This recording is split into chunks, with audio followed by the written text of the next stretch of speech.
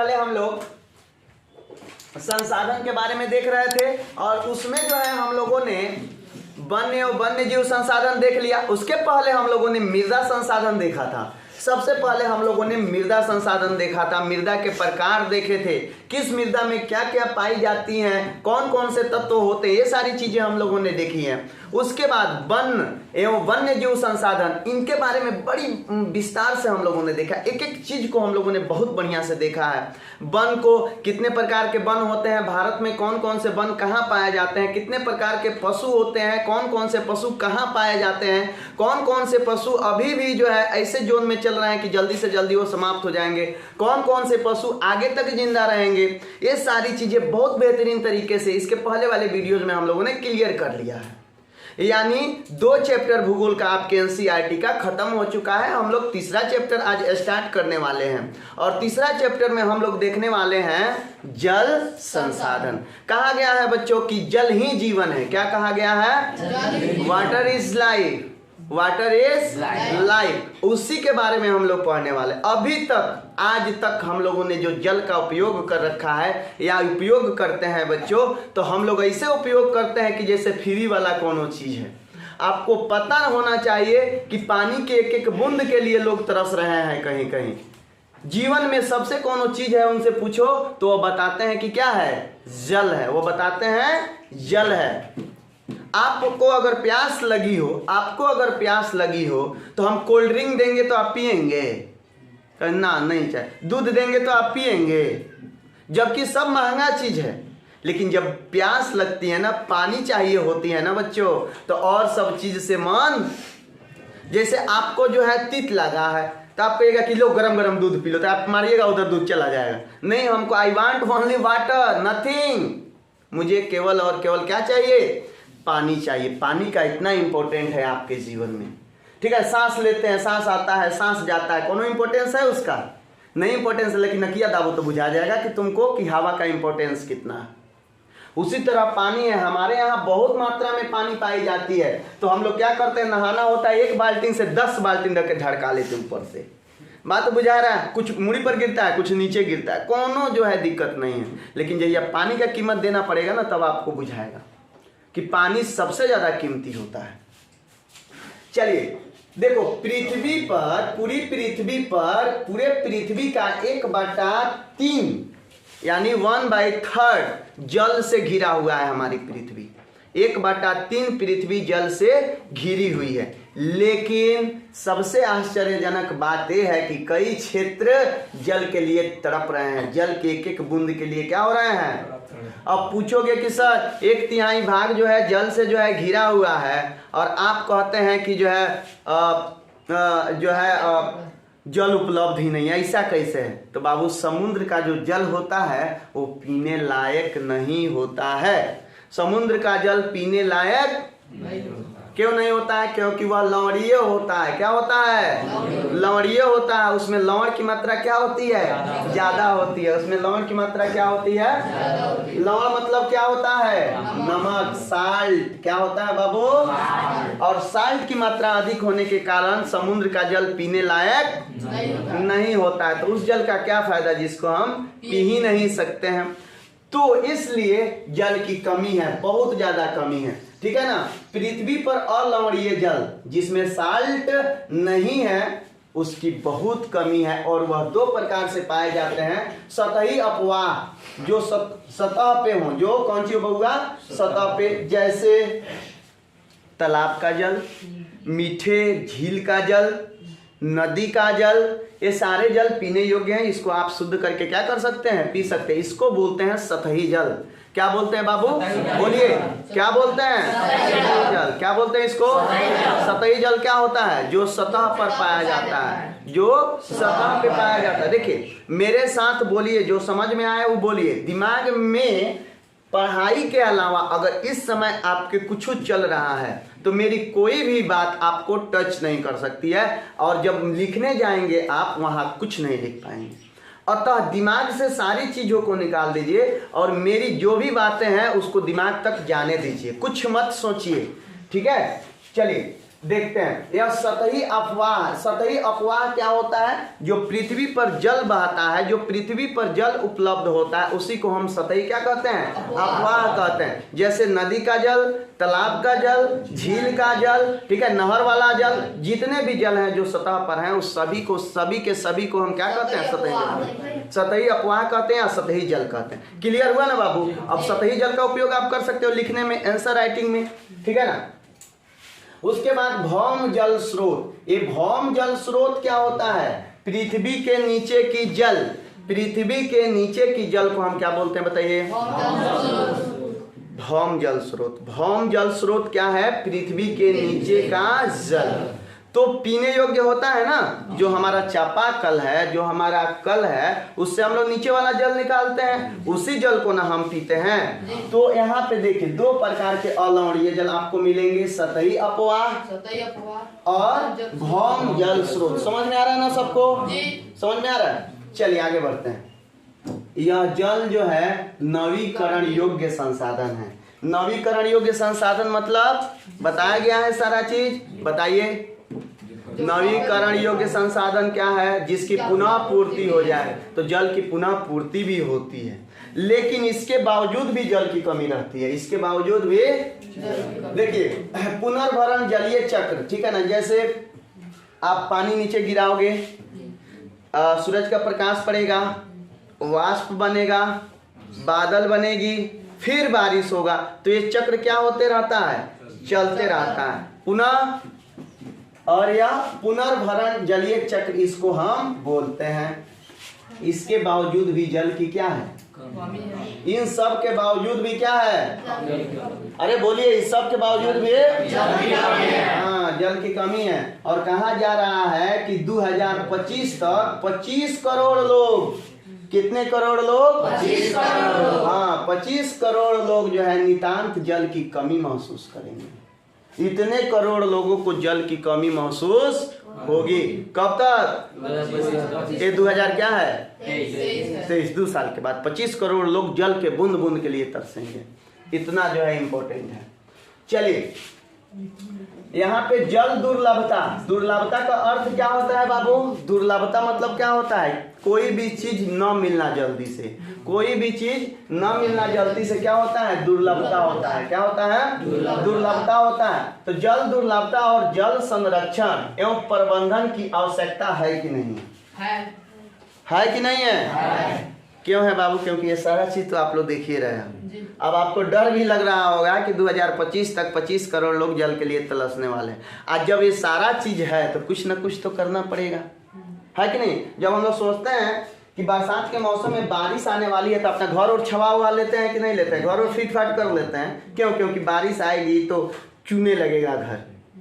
तो जब जल की कमी हो रही है, ठीक है ना, तो उसके जल के दुर्लभता को दूर करने के लिए जल का संरक्षण एवं प्रबंधन करना भी बहुत जरूरी है। प्रबंधन करना भी बहुत जरूरी है बच्चों, ठीक है ना। देखिए वर्षा जो है जल संरक्षण में, ठीक है ना, और जल को रखने के संबंधित जो है वर्षा महत्वपूर्ण भूमिका निभाती है।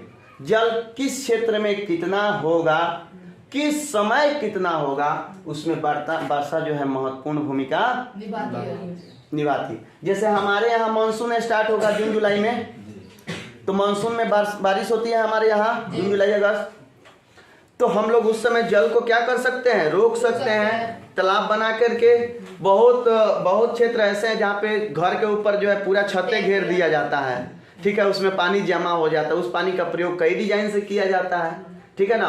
अलग अलग क्षेत्रों में, जैसे राजस्थान में ऐसा किया जाता है बच्चों। तो हमारे यहाँ मानसून में बारिश का जल हो जाता है। हमारे यहाँ मानसून में बारिश का जल हो जाता है। मानसून कब से स्टार्ट होता है हमारे यहाँ? बताओ, जून जुलाई से। और उस समय किस चीज की खेती होती है?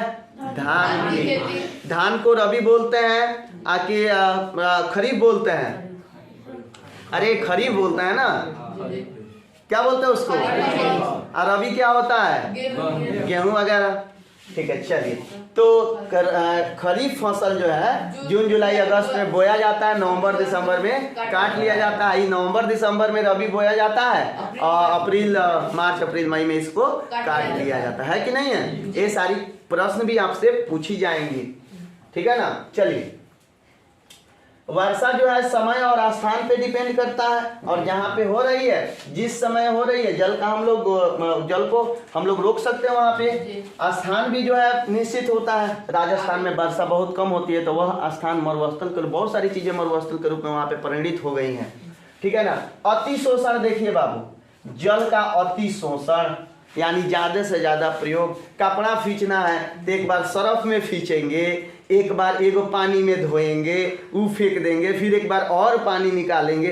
अरे गधो, कहीं कहीं तो न पीने के लिए पानी नहीं है, अब तुम पीने वाले पानी से 3 बार कपड़ा धो रहे हो। हमारा सौभाग्य है कि बिहार में कम से कम पानी तो है। सही बोल रहे हैं कि पानी की अगर कमी हो जाए तो सबसे पहले तो हम मर जाएं, क्योंकि सबसे ज़्यादा पानी का इस्तेमाल हम करते हैं अपने जीवन, क्योंकि रोज़ नहाना है। प्रतिदिन कोई नहाए चाहे नहीं नहाए, हम नहाते हैं। जाड़ा गर्मी बरसात कुछ हो, बारिशों हो रहा है तब नहाते हैं, तो सबसे ज़्यादा पानी का उपयोग करते हैं। तो सबसे बड़ी बात यह है कि पानी के बिना हमारा तो जीवन नहीं चलने वाला, ठीक है। चलिए, अत्यधिक प्रयोग, सबसे ज़्यादा क्या बाबू, प्रयोग, यह भी जल के कमी में महत्वपूर्ण भूमिका निभाता है। तो आज के बाद आप लोगों को नहीं पानी यूज करना है ज़्यादा, केवल तनका सूखी मूड़ी धो के काम चला, इसे पानी ऐसे छिड़क के काम चला ले, है कि नहीं है। नहीं तो पानी जो है, देख रहे हो कितना कमी है पानी का। चल, समाज के विभिन्न वर्गों में जल का आसमान वितरण, समाज के विभिन्न वर्गों में बच्चों जल का आसमान वितरण भी जल के कमी का एक महत्वपूर्ण कारण है। बड़े बड़े उद्योगपति लोगों को जल की कोई कमी होगी, टैंकर का टैंकर खरीद के घर में रखवा लेंगे, लेकिन जो झुग्गा झोपड़ी में रहता है कहाँ का पानी पिएगा। हम बता रहे हैं, हम दिल्ली में गए थे, हम लोग पानी के लिए स्ट्रगल किए हैं। हम लोग कहीं कहीं से प्याऊ वायु वहाँ पे रहता है, वहाँ से पानी वानी लेके हम लोग आते थे। बात बुझा रहा। नहीं तो जो पानी मिलता था वो महकता था, उसमें जो है कुछ बिरंजक चून डाला रहता था, उस पानी को पीना पड़ता था। बात बुझा रहा। इतना जो है जल में, जल की इतनी जो है किल्लत है। बढ़ती जनसंख्या, ये तो सब कुछ लेकर हुई है, सब चीज के प्रॉब्लम कौन सी बात, जनसंख्या। लेकिन अल्लाह मालिक की देन है, हद है भाई। 18 को पैदा करते हैं, कौन चीज, तो दुर्गा जी की देन है।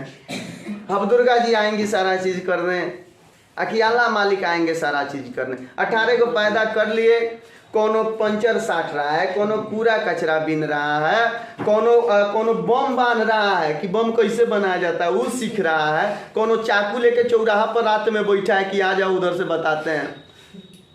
जब शिक्षा नहीं होगी तो लोग विकास नहीं करेंगे, अच्छा काम नहीं करेंगे। आज जब 18 को बच्चा पैदा करेंगे तो एक बच्चा को पढ़ाना मुश्किल है। इस समय इतनी महंगी पढ़ाई है, 18 को बच्चा को कैसे पढ़ाएंगे आप?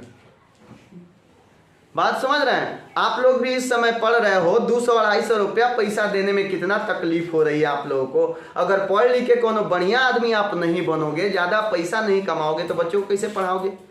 मेरा फीस है ना इस समय 250-300, वही 10 साल के बाद जो फीस हो जाएगा एक बेर 1000-1200, इतना फीस होगा मेरा। तो ये कैसे दियाएगा? आपको पढ़ लिख के ऑफिसर बनने होंगे तब ना अपने बच्चे को आप पढ़ाएंगे। 1 से 2 बच्चा पढ़ाने में तो आपकी जो है नानी याद आ जाएगी, ठीक है ना। तो काबिल हो तो शादी करें, सबसे पहली का बात अपने औकात के बराबर ही बच्चे पैदा करें, ठीक है ना, नहीं तो पाप लगेगा। चलिए, और उसके बाद हम करते हैं बात करते हैं हम कृषि की।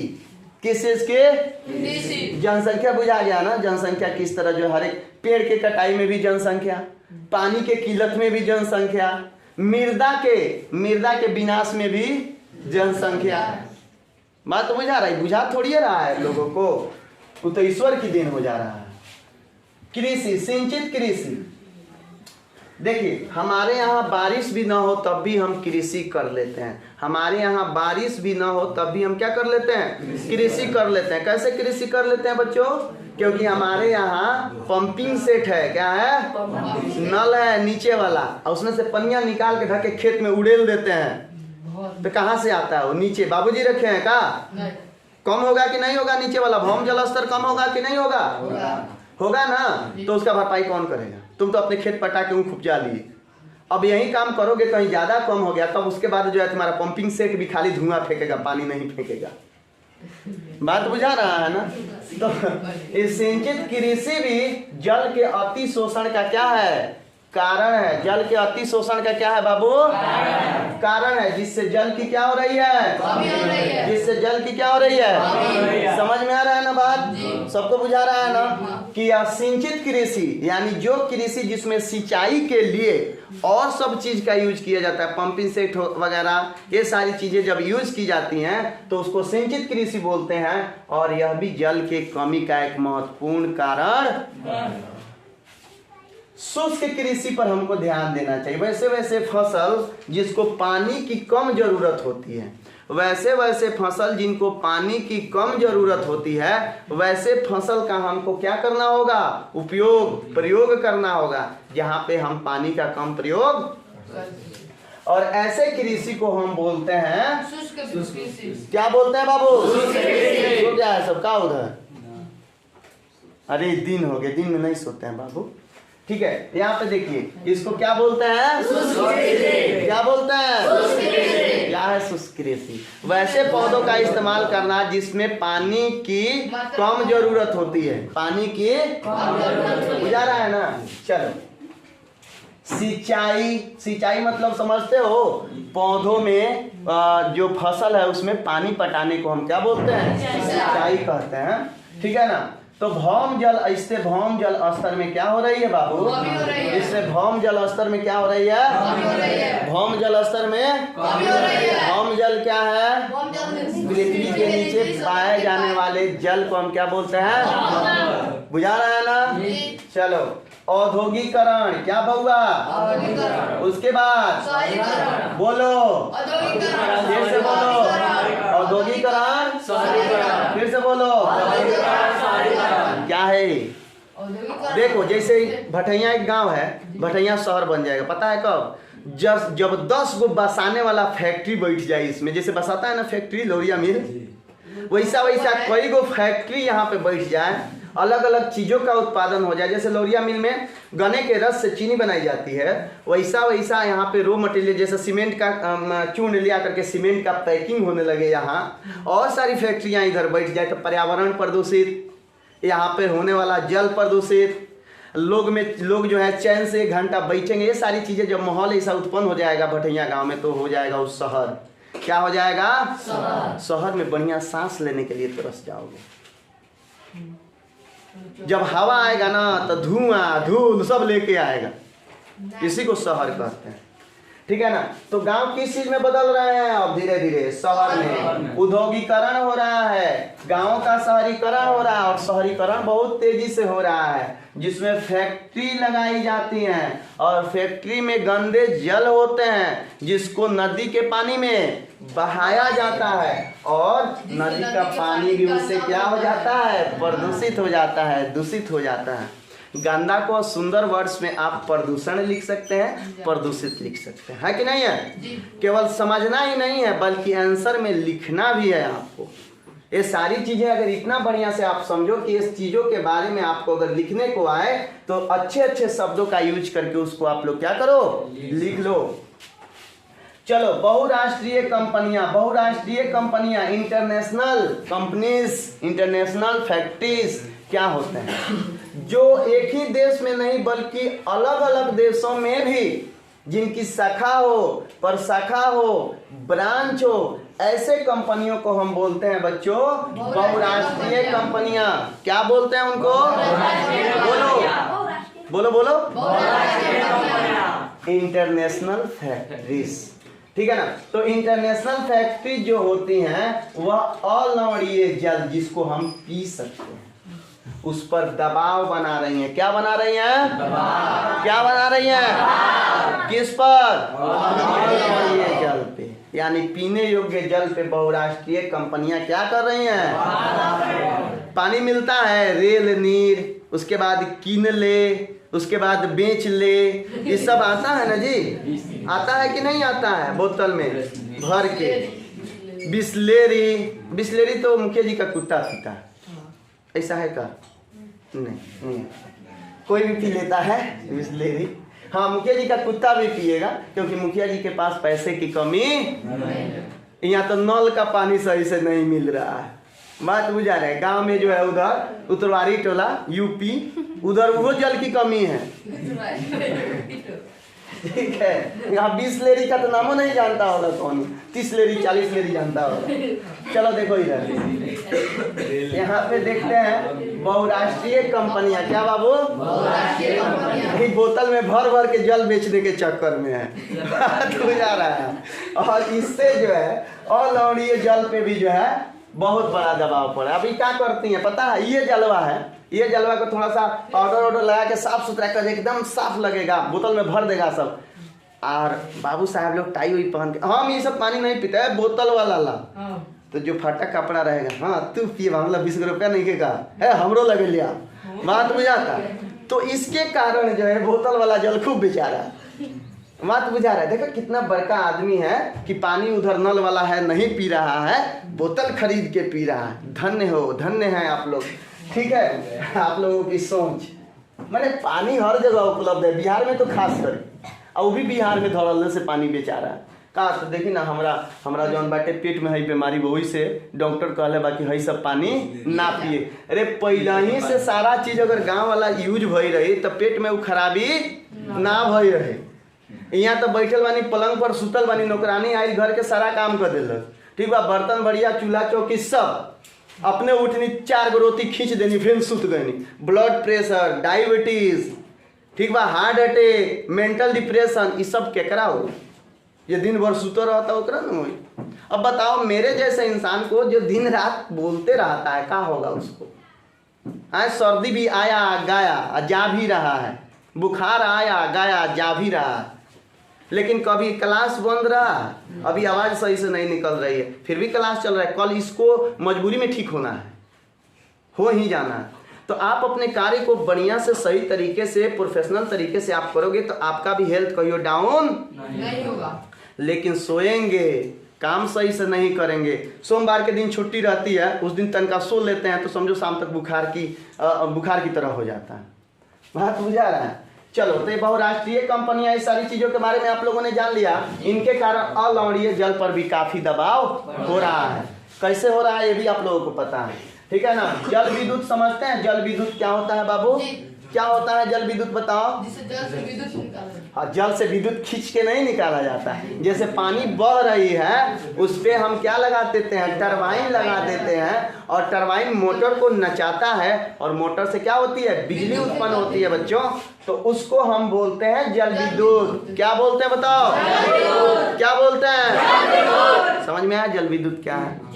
पानी बहती हुई नदियों के पानी में टरबाइन लगा करके, मोटर को नचा करके जो बिजली उत्पन्न होती है, उसे हम तो जल विद्युत। जैसे एग्जाम में मिलेगा, खटाक से 2 लाइन लिख दीजिएगा कि नहीं लिख दीजिएगा? लिख देंगे ना? चलिए, यही उद्देश्य है मेरे पढ़ाने का, ठीक है ना? यहाँ पे 22% शहरी क्षेत्र को जल विद्युत, यानी जल विद्युत वाली ऊर्जा की क्या होती है? आवश्यकता होती है। शहर वाले लोग खाना बनाओ, 12 गैस बना लो, का नहाए बटे पानी गरम, बटन दबा पानी गरम। ये कहाँ से आता है? ये सारा ऊर्जा जो है कहाँ से आ रहा है? अगर जल विद्युत बंद हो जाए, ये सारा चीज बंद हो जाए, तब क्या होगा? दाबिए, बटन दाबिए, लाइनें नहीं है तो दाबते रहिए, आपका पानी कहीं गर्म नहीं होगा।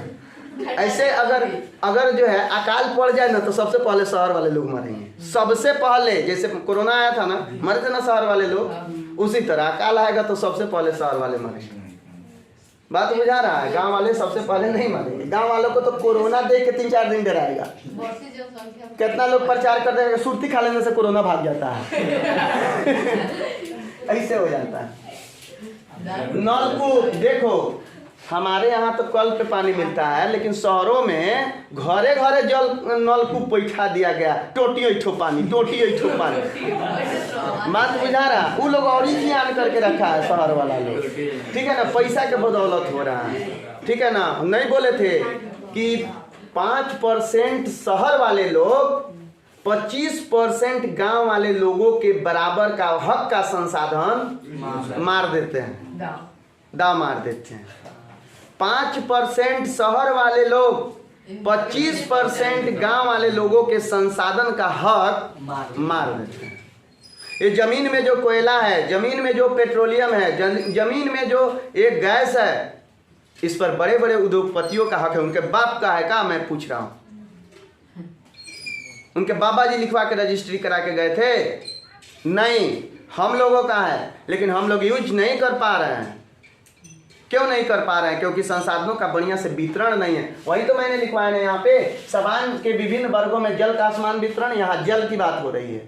उसी तरह जल की तरह और सब संसाधन है, गैस संसाधन है, मृदा संसाधन है, और सब वन संसाधन है। लगातार फैक्ट्री जो है वन काटे जा रही है अपने फायदा के लिए। हम लोग खरीद के ला रहे हैं पेपर। बात समझ रहे हैं? तो संसाधनों का असमान वितरण है। और भारत में मिश्रित अर्थव्यवस्था, जो मैं क्या कहूँ कि भारत की बर्बादी का ही पहला कारण। मिश्रित अर्थव्यवस्था, कुछ सरकारी भी है, कुछ निजी भी है। भाई सब निजी कर दो, नहीं तो सब सरकारी करो, तब ना हम लोग को फायदा होगा। तो बच्चों, आप लोग बहुत बढ़िया से जल संसाधन के बारे में समझे होंगे। तो छोटी सी चीज थी इस चैप्टर की, सबसे छोटी चीज थी। हम लोग नेक्स्ट वीडियो में जल संसाधन के बारे में और बढ़िया बढ़िया चीज देखेंगे। तब तक इस वीडियो में अपने दोस्त और होस्ट को दीजिए इजाजत। जय हिंद।